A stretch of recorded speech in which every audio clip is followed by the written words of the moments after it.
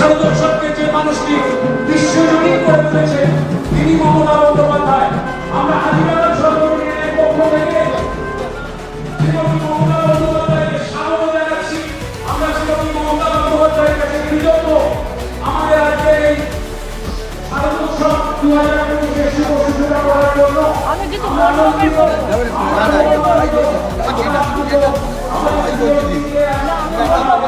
আমি মণ্ডপ কালকে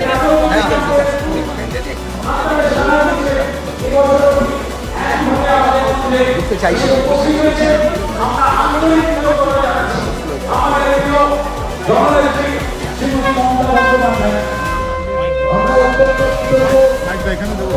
মাইকটা এখানে দিয়ে দে না, কুন্ডু কুন্ডু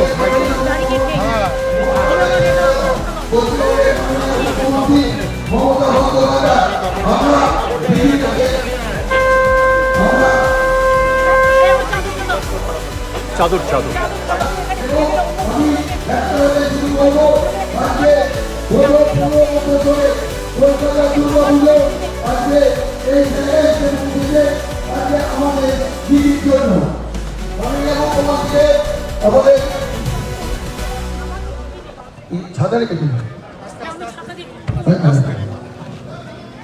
মাননীয় মুখ্যমন্ত্রী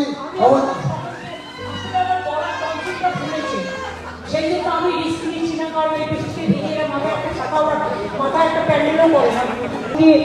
অনেক শারদ শুভেচ্ছা জানাচ্ছি। ওনাকে ডাকো, দেশ কাউন্সিল থেকেও একজন এসছেন। Our congratulations to him and also the puja best wishes to his country and his family members also. আজকে আমি প্যান্ডেল উদ্বোধন হিসেবে এসেছি।